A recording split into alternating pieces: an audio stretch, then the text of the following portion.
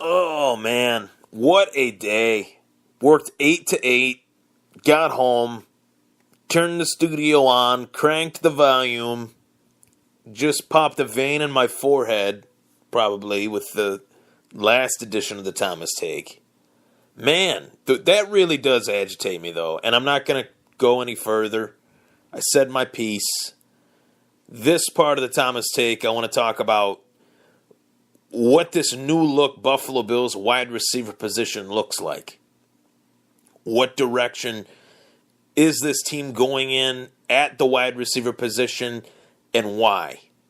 So, we got Anquan Bolden, we got Jordan Matthews, we got Zay Jones, 3 good wide receivers. Bolden the vet, Zay the electric rookie, and Jordan Matthews. Let me tell you guys, Jordan Matthews is as good a receiver in the NFL in terms of just solid week in and week out production as anybody. He really is. And I'm not just saying that to prop up this trade and make it more than what it is. When I saw they traded Darby for Jordan Matthews in a third, I thought it was a steal. I thought that was a steal. I saw news of that trade before I saw the news of the Watkins trade. So initially I thought, man, they traded Darby for Matthews? Are they going to move somebody to corner? Are they bringing in a corner? Do they like one of the corners that they've added within training camp? And then I saw the Watkins trade for Gaines, and I was like, oh, okay. So, that being said, though, Jordan Matthews is not a small guy. We had so many small... Think of the small wide receivers that the Buffalo Bills have had throughout their, playoff drought. They had Peerless Price and Lee Evans and Josh Reed and just all those receivers from that time. They haven't had receivers top to bottom that are above 6 feet tall. Sammy Watkins was 6 foot tall, 6 foot nothing.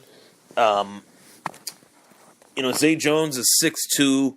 But now that Watkins is gone, Bolden's 6'2", Jones is 6'2", Matthews is 6'3", Charles Clay is 6'2". They have big bodies at the wide receiver position, and guess what? I know I'm a harsh critic of Tyrod, as I should be. I make no apologies for it whatsoever.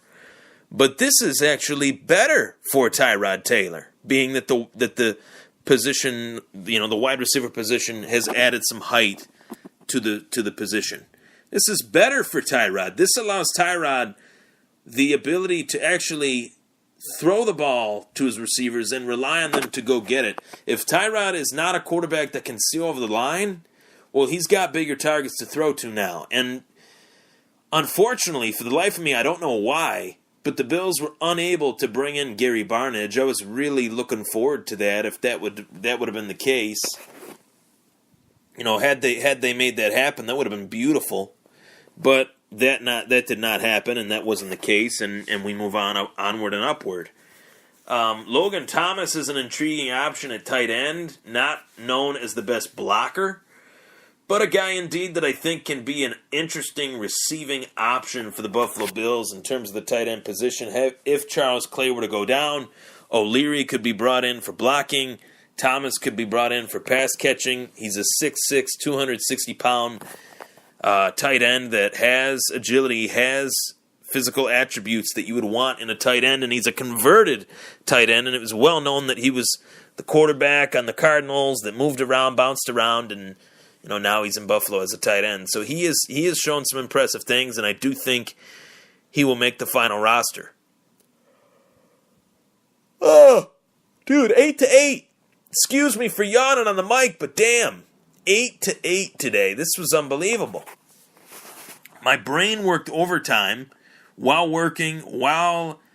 getting the flood of people saying, what do you think of this? What do you think of that? And to be honest, I don't mean to say this in a negative way. I mean it in the nicest way possible. But a lot of what the Bills fans were saying today was just downright ridiculous. saying that E.J. Gaines could be their number one corner. It's not. No, that's not it. It's not the Trey White is the number one corner of this team. He's going to be for probably the next 5 to 10 years, I think. 5 to 10 years if the Bills can build this culture and build this team the right way. Where longevity is a huge factor on a team.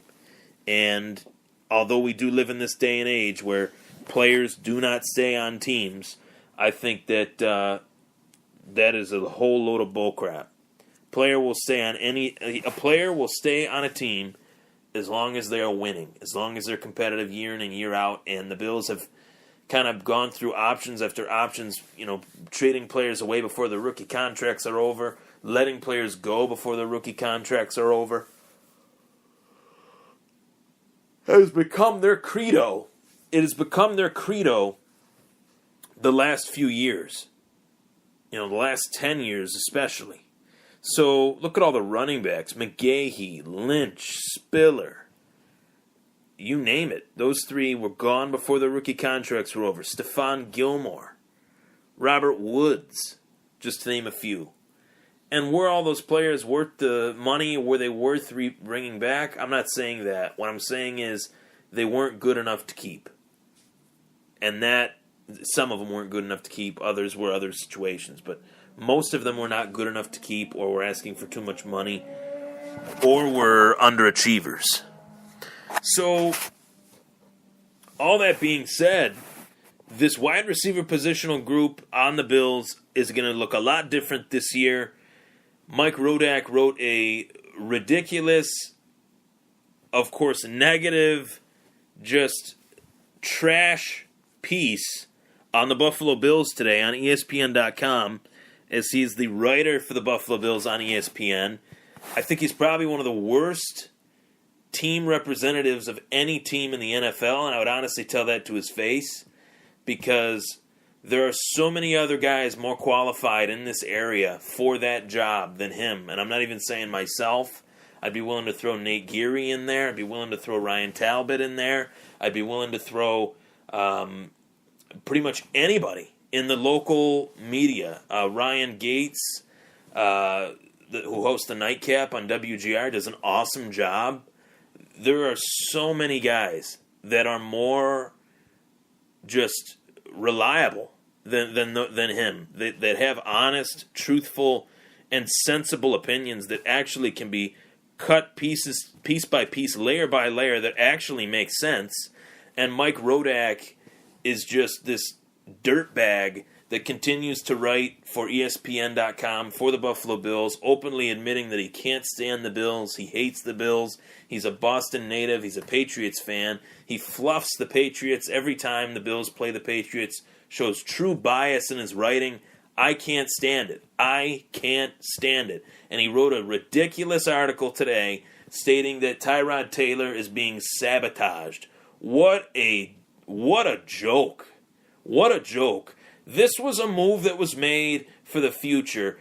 Whether Tyrod Taylor is a part of that or not, that's up to him. This is the year that Tyrod Taylor proves whether or not he is the future of this team. And yes, I get damn mad every time I see an article by Mike Rodak that alludes to the fact of what the Bills are doing. Mike Rodak has no damn clue what the Bills are doing. Not in the slightest bit. This is not a sabotage of Tyrod Taylor. Sammy Watkins was not going to be a Buffalo Bill in 2018. And guess what, Mike Rodak? Neither will Tyrod Taylor.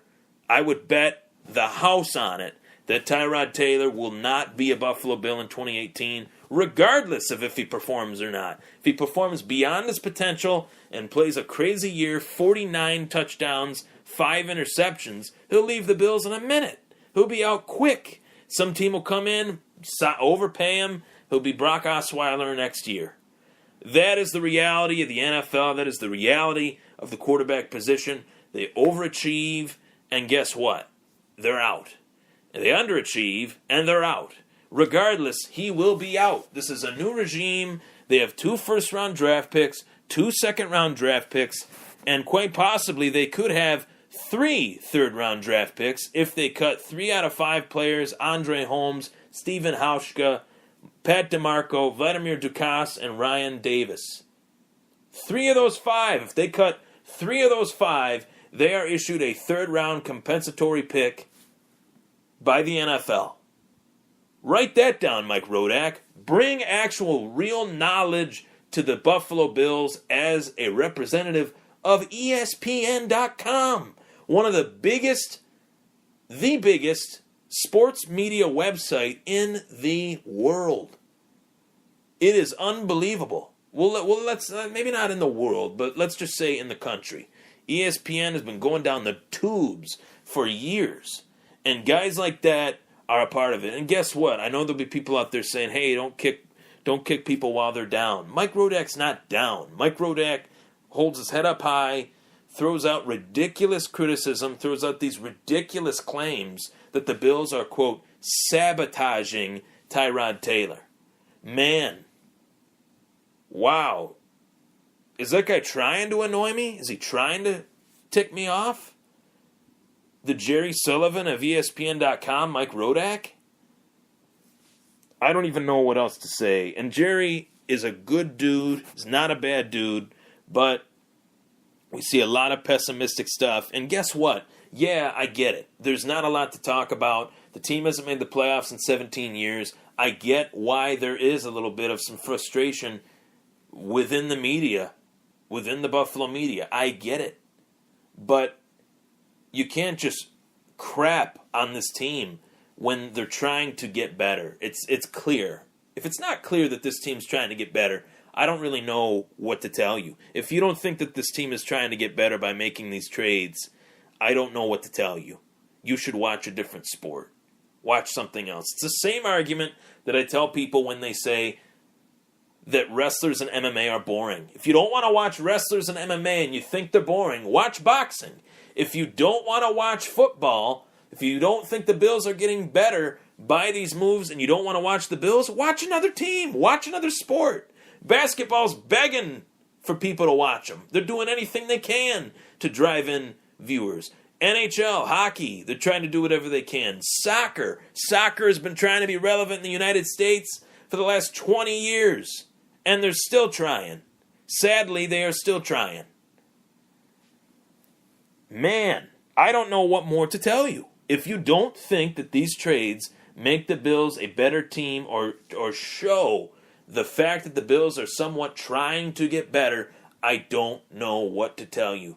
But when people rely on the information from Mike Rodak and Jerry Sullivan and Bucky Gleason, guys that write these strict pieces with no optimism in them whatsoever, I guess that will breed the attitude of Buffalo Bills fans. I'm Ryan Thomas. That was the Thomas Take. Thanks for tuning in.